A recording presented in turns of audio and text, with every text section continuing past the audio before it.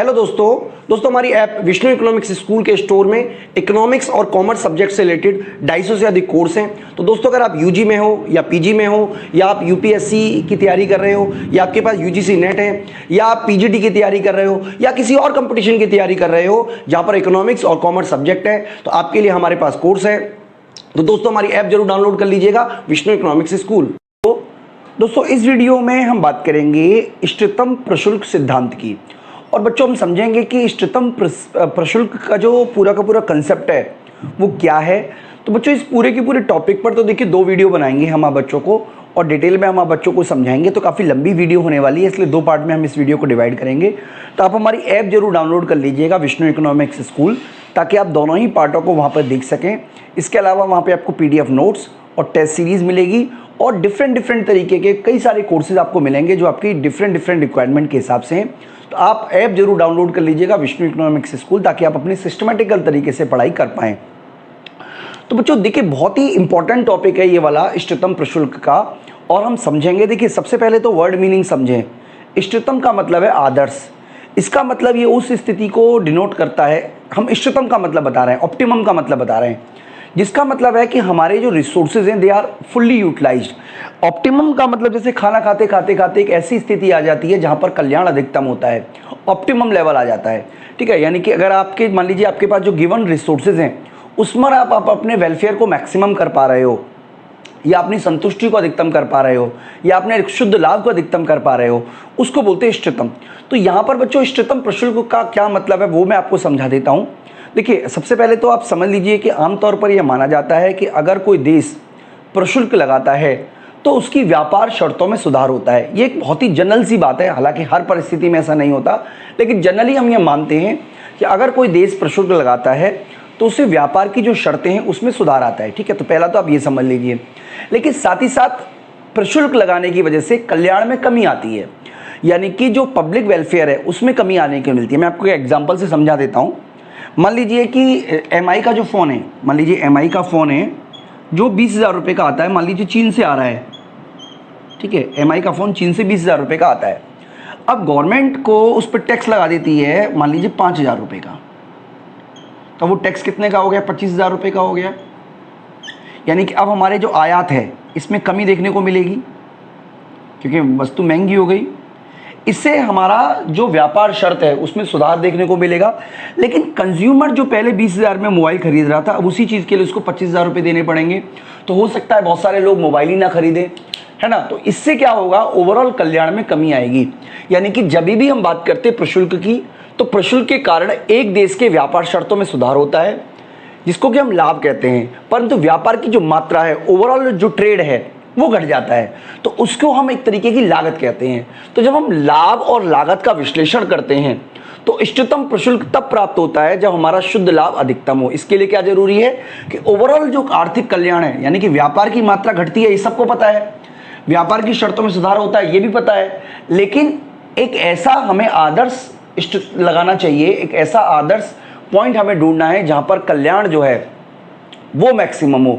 यानी कि सारी जो थ्योरी है, सारा जो कंसेप्ट है वो कल्याण को मैक्सिमम करने के लिए किया जा रहा है। यानी कि किसी भी तरीके से कोशिश ये की जा रही है कि हमारा जो वेलफेयर है, ठीक है, यानी कि जो टैक्स लगाने की वजह से व्यापार शर्तों में सुधार होने से पॉजिटिविटी क्रिएट होगी, व्यापार की मात्रा घटने से नेगेटिविटी घट होगी। लेकिन पॉजिटिविटी ज़्यादा हो, नेगेटिविटी कम हो, जिसकी वजह से जो शुद्ध लाभ है वो मैक्सिमम लेवल पर पहुंच जाए, ऐसी स्थिति को हम बोलते हैं इष्टतम प्रशुल्क।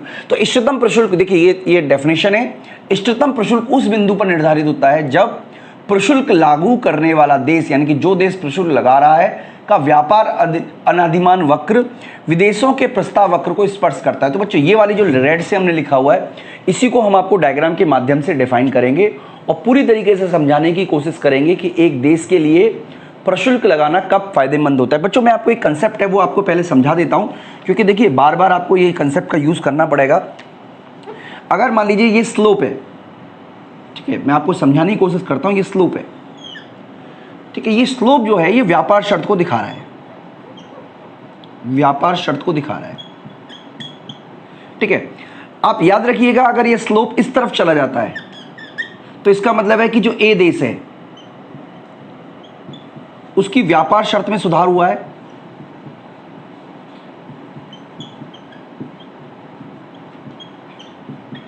और जो बी देश है उसके लिए जो व्यापार शर्त है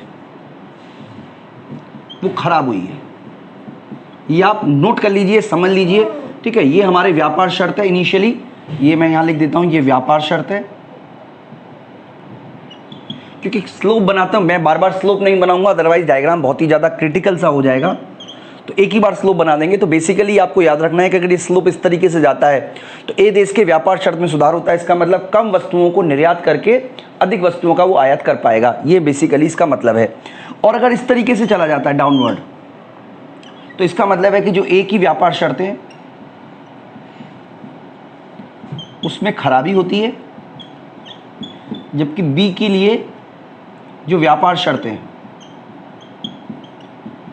उसमें सुधार होता है। तो बच्चों इसको आप याद रखिएगा क्योंकि आपके लिए ये बहुत काम आने वाला है। तो बच्चों यहां पर देखिए एक और डायग्राम है जिसके माध्यम से हम आपको बता देता हूं। यहां पे प्रशुल्क की दर हम लिख लेते हैं, ठीक है। इसका मतलब होता है कि जब हमारा मान लीजिए फ्री ट्रेड है, मान लीजिए ये 0 है, तो किसी भी देश का ये पब्लिक वेलफेयर ये है, राष्ट्रीय कल्याण है। जैसे जैसे टैक्स का रेट बढ़ाया जाता है, मान लीजिए 2% लगा दिया जाए, 4% लगा दिया जाए, 6% कर दिया जाए, 8%, 10%, तो 6% तक तो ये बढ़ रहा है। यानी कि हम ये बता रहे हैं कि जैसे जैसे हम प्रशुल्क की दर बढ़ा रहे हैं वैसे वैसे राष्ट्रीय कल्याण बढ़ रहा है, क्योंकि व्यापार की शर्तों में सुधार होगा और एक पॉइंट के बाद ये गिरना शुरू हो जाएगा और एक समय के बाद इस तरीके से आता है। यानी कि यहाँ पर देखिए इतना ज़्यादा प्रशुल्क लग गया है कि अब हमारा जो व्यापार है वो प्रतिबंधित हो गया है। यानी कि ये जो है ना, ये वाला एक तरीके से आप इसे रिस्ट्रिक्टेड ट्रेड करने के लिए जो लगाया जाता है उस तरीके का प्रशुल्क बोलते हो। तो बच्चों इसका हम एक टेक्निकल नाम है वो भी मैं आपको बता देता हूं।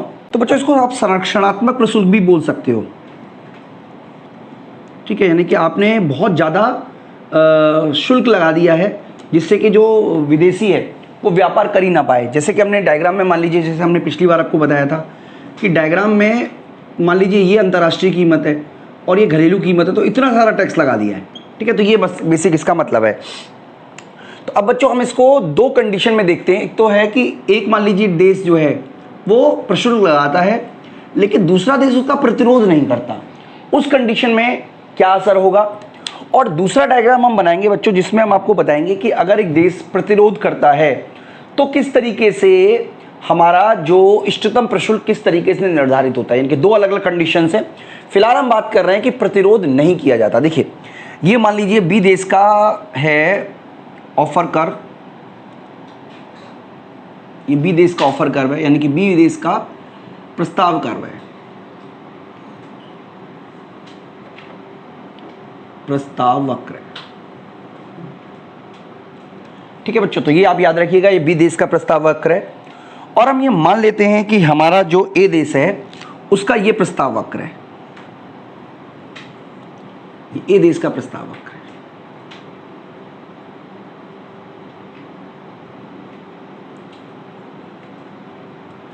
इस पॉइंट पर ये इंटरसेक्ट कर रहे हैं, इसका कोई नाम दे देते हैं, मान लीजिए हम इसको नाम दे देते हैं P, ठीक है जी। इसका एक स्लोप है, मैं स्लोप भी ब्लैक से बना देता हूं।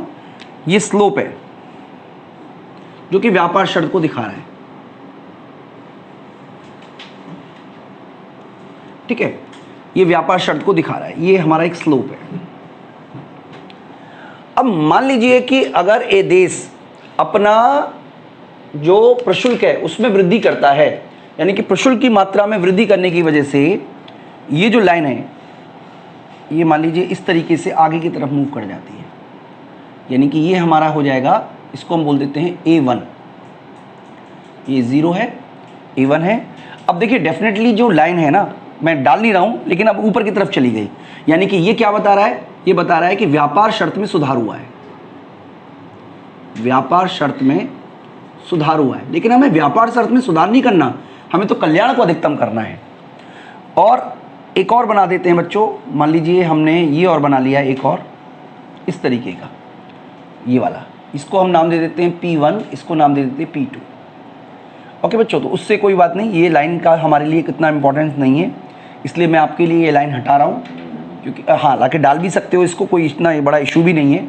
एक लाइन तो हम डाल ही देते हैं, चलिए ये व्यापार की शर्तों को दिखाने के लिए डायग्राम लाइन बनाई गई है। ठीक है बच्चों, अब बहुत ध्यान से समझिएगा क्योंकि आपके लिए समझना बहुत जरूरी है। हम क्या करते हैं, व्यापार अनादिमान वक्र भी बना लेते हैं जो कि हमारी संतुष्टि के लेवल को दिखाता है। तो हम क्या करते हैं, ड्रॉ कर लेते हैं, हम ग्रीन से ड्रॉ कर लेते हैं। ये हमारा व्यापार अनादिमान वक्र है जो कि C1 है, C2 है, और चाहे तो हम ऊपर भी बना सकते हैं। अब इस स्थिति में देखिए, व्यापार शर्तें तो इसमें सबसे बेटर हैं, P2 पे सबसे बेटर हैं, क्योंकि इस स्थिति में सबसे कम वस्तुओं का आयात होगा, आयात करने के लिए सबसे कम वस्तुओं का निर्यात किया जाएगा। लेकिन इस स्थिति में आप देखोगे कल्याण भी कम है, यानी कि इस स्थिति में कल्याण की जो मात्रा है वो उसी लेवल पे पहुंच गई जिस लेवल पे हमने प्रशुल्क नहीं लगाया था तब थे। इसका मतलब बच्चों ये हुआ कि हमारा जो इष्टतम प्रशुल्क होगा वो ये वाला होगा, इस लेवल पे होगा, यानी कि ये वाला जो ऑफर कर्व है ये हमारे इष्टतम प्रशुल्क को दिखाने के लिए बनाया गया है। यानी कि इष्टतम प्रशुल्क उस बिंदु पर निर्धारित होता है जब प्रशुल्क लागू करने वाला देश का व्यापार अनादिमान वक्र, यानी कि ये जो है ये ए देश का व्यापार अनादिमान वक्र है, विदेश के प्रस्ताव वक्र को स्पर्श करे, और ये सबसे ऊंचा है, इसलिए ये वाला जो है वो सबसे अधिक संतुष्टि देगा। इससे ऊपर लेके जाओगे तो वो तो प्राप्त होगा ही नहीं। यानी कि इस स्थिति में जो इष्टतम प्रशुल्क की मात्रा है देखिए वो ये वाली रहेगी, यानी कि एक देश के लिए ये व्यापार शर्तें बन जाएंगी। यानी कि एक देश जो है, यहाँ पे हम देश का जो है ये मान लेते हैं, ए देश का है कपड़ा, यानी कपड़े का वो निर्यात करता है, और यहाँ मान लेते हैं स्टील का वो आयात करता है। यानी कि S0 वस्तु खरीदने के लिए वो C0 यानी कि वस्तु का निर्यात करेगा। इस तरीके का बच्चों पूरा का पूरा कंसेप्ट है। और ये उस स्थिति में जब किसी भी प्रकार का प्रतिरोध जो है वो इष्टतम प्रशुल्क के द्वारा नहीं किया जाता। तो बच्चों समराइज करने वाली बात यह है कि प्रशुल्क की मात्रा अगर आप लगातार बढ़ाते चले जाओगे तो डेफिनेटली व्यापार की शर्तों में सुधार देखने को मिलेगा, लेकिन आपका जो कल्याण है वो घट जाएगा। तो कल्याण को अधिकतम रखते हुए जो व्यापार की शर्तों में सुधार कर रहा है ऐसा बिंदु P1 है, जो कि जो देश टैरिफ लगा रहा है उसका जो आप कह सकते हो व्यापार अनादिमान वक्र है वो इंटरसेक्ट कर रहा है, टेंज कर रहा है, टेंजेंट हो रहा है बी देश के प्रस्ताव वक्र के। तो बच्चों इस वीडियो में तो मैं आपको इतना ही करा रहा हूँ। मैं उम्मीद कर रहा हूँ कि आपको ये बेसिक कंसेप्ट है वो समझ में आ रहा होगा। वीडियो भी कंटिन्यू करेंगे बच्चों, क्योंकि डिटेल कराएंगे। डिटेल कराने के लिए हमको कई सारी वीडियो को कंसेप्ट करना होगा। हम ये भी कर सकते थे, एक छोटी सी वीडियो बनाते 10 मिनट की, 8 मिनट की, और सारा का सारा कंसेप्ट कवर कर लेते, लेकिन इस पूरी की पूरी वीडियो का जो कंसेप्ट है वो 30 से 35 मिनट में खत्म होगा। लंबी वीडियो बनेगी, आने वाले वीडियो के पार्ट्स में भी हम इसको आगे डेवलप करते रहेंगे बच्चों। और मैं उम्मीद कर रहा हूँ कि आपको कंसेप्ट भी समझ में आ रहा होगा, नॉलेज भी आपको मिल रही होगी वीडियो से। इस वीडियो में इतना ही दोस्तों, थैंक यू।